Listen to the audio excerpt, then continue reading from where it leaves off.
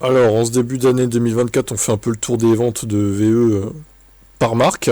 BMW a tenu le choc en 2024. Les voitures 100% électriques du groupe ont augmenté de 13,5%, soit 426 000 unités.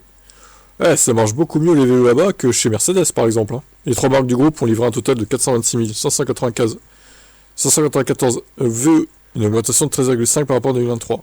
Donc, 368 523 unités pour BM. Mini, 56 181, plus 24%.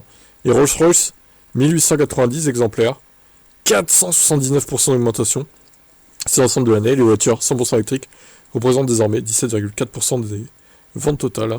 Si on intègre les hybrides plug-in, ça passe à 24%. Toutes motorisations confondues, ils ont livré 2 450 000 véhicules. En recul de 4% quand même. En volume, le groupe BMW fait désormais mieux que Volkswagen. Marque seule, la firme de Wolfsburg n'a livré que 383 000 VE en 2024. L'arrivée de la New Class 2025 pourrait même contribuer à renforcer la place de BMW en tant que leader. Ouais, alors les BMW New Class, niveau design, je suis pas trop fan quand même, perso, mais bon, après, faut voir les modèles qui vont sortir, hein. Ils seront peut-être efficients et tout, ça contribuera à que ce soit un succès, on verra. Ciao. Alors, les ventes globales de VE dans le monde ont bien augmenté en 2024, une hausse de 25,6%. Selon un rapport récent de Romotion, relayé par Reuters, 17,1 millions de véhicules électrifiés, 100% électriques et rechargeables confondus, se sont vendus à l'échelle mondiale. C'est 3,5 millions d'unités de plus qu'en 2023.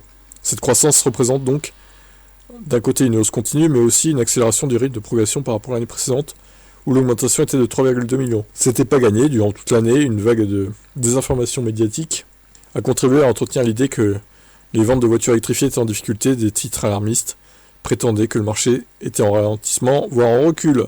Les chiffres relèvent une toute autre réalité. La Chine, par exemple, a enregistré une croissance impressionnante de 40%. En Amérique du Nord, les ventes ont progressé de 9%. L'Europe, seule exception notable, a connu une légère baisse de 3%, principalement attribuée à l'arrêt du bonus. Ce retrait brutal des subventions a entraîné une diminution de la demande, notamment en Allemagne, etc. Les critiques ont également bien en avant une baisse apparente du taux de croissance en pourcentage, passé de 31% en 2023 à 25% en 2024. Pourtant, l'analyse des chiffres bruts démontre le contraire. La hausse de 3,5 millions d'unités en 2024 est supérieure à celle de 2023. À mesure que le marché évolue et atteint des volumes plus élevés, les taux de croissance en pourcentage tendent à diminuer. La baisse des ventes de Tesla aussi a joué, hein. Effectivement. Et tu vois sur ce tableau que, au final, la Chine en rouge, part de marché est énorme, quoi. Énorme. On est tout simplement au plus haut en décembre 2024. Et ça fera qu'augmenter de toute façon. Les chiffres de Romotion ne donnent ni le score ni la part exacte des 100% électriques. Mais force est de constater que la courbe va dans le sens positif. Dans le bon sens, la petite baisse en Europe est légèrement contrebalancée par les hausses dans les autres régions pour donner un bilan positif.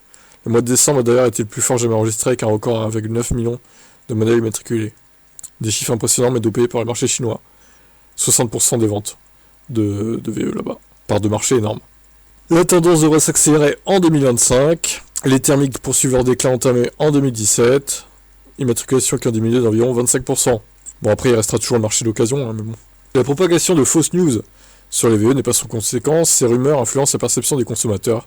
Elles peuvent même pousser les constructeurs automobiles et les gouvernements à réviser la baisse leurs objectifs. Les analystes s'attendent à une forte progression des ventes au cours de l'année qui vient de démarrer avec les nouveaux modèles qui arrivent. Ouais, bon, ok, c'était intéressant ces chiffres. Ça prouve encore une fois que les anti-VE mentent, voilà, qui balancent tout un tas de fake news sur les réseaux pour dénigrer encore plus les VE et faire croire à tout le monde que c'est un échec, que ça se vend plus, etc. La preuve est là, que c'est faux. Ciao. La forte croissance des ventes de véhicules électrifiés en Chine continue à bouleverser l'ordre du premier marché mondial, ce qui n'est pas sans répercussion dans le reste du monde. Ah, j'ai vu qu'il y avait un tableau plus bas, incroyable. Merci. Hein. Tesla reste indéniablement une marque phare du marché chinois. Le modèle Y est ainsi la voiture la plus vendue. Mais pas de très beaucoup quand même. Enfin, pas de beaucoup quoi. Le modèle Y, 480 000 unités. BYD Seagull, 453 000. Elle est pas loin. Hein. Bon, après, t'as tout... Alors, il n'y a pas que des EV, il y a aussi des PHEV, je pense. Donc, toutes les BYD là qu'on connaît pas forcément chez nous, qui sont que là-bas. Il y a Wuling Bingo aussi. La fameuse citadine moche, mais au final, qui est pas cher. Malgré ce résultat du modèle Y, Tesla peut apparaître comme en difficulté sur le marché chinois. Avec 657 000 unités, ses ventes sont en progression de 8%, sur un marché lui-même en hausse de 39. Le constructeur perd donc du terrain, sa part de marché tombe à 6%. Sans surprise, BYD domine le marché de très loin à 3,7 millions d'unités. Le groupe occupe près d'un tiers des ventes sur les 11,5 millions de NEV écoulés l'année dernière en Chine.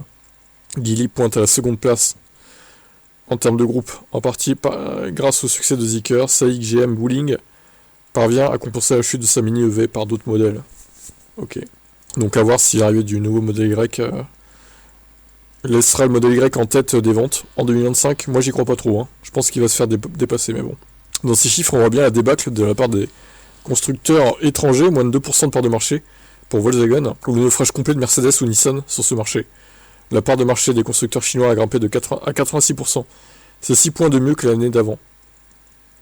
Alors le groupe. Alors là, ils ont tout détaillé, BYD, dont Denza, Fang, Yangwang, ok, Geely. Oh la vache, mais BYD, c'est incroyable, domination en Chine, quoi.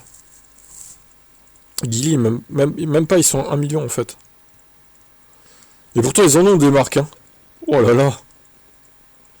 SAIC. Pareil, ils ont que 2 marques, eux. Ils ont que 2 marques, SAIC GM et Wuling. Au final, bon. Tesla, donc ils ont que Tesla. Changan, ils ont 4 marques, mais ils sont derrière Tesla quand même. Li Auto, Chery, GAC, dis donc, Leapmotor. Leapmotor, ils sont un peu esselés. Ah, il y a NIO aussi, ouais, NIO pas terrible, hein. Au final, hein. Pas ouf, hein. Ils sont à peine devant Volkswagen, hein. Donc Feng. D'ailleurs, il y a une erreur là dans le classement. Pourquoi Dongfeng est derrière Volkswagen alors qu'ils sont en 312 000? Ou alors c'est 212 000 plutôt? Je pense qu'il y a 100 000 de trop là, les gars. Xpeng, pas terrible Xpeng aussi, hein. Quand tu réfléchis, on parle beaucoup d'eux, mais au final, c'est pas un gros succès, hein. FAW, SAIC. Alors là, ah oui, il n'y a que SAIC là, d'accord, ok. Ah, c'est bizarrement foutu, ouais. Maxus, Xiaomi. Bon, eux, ils viennent de débuter dans les VE, donc je pense qu'on peut les laisser tranquilles, hein, pour l'instant. On leur en veut pas qu'ils soient si loin. GM, ok, BMW, Arcfox, Neta, Toyota, Honda, Jacques, Mercedes, Nissan 2000 ventes, ridicule. La question qu'on peut se poser, c'est qui achète des Nissan électriques en Chine? Quelle est la clientèle, quoi? Franchement, Mercedes c'est loin aussi, hein. Oh là là, 16 000. Pouh. Eh ben, ils ont que de chiffres.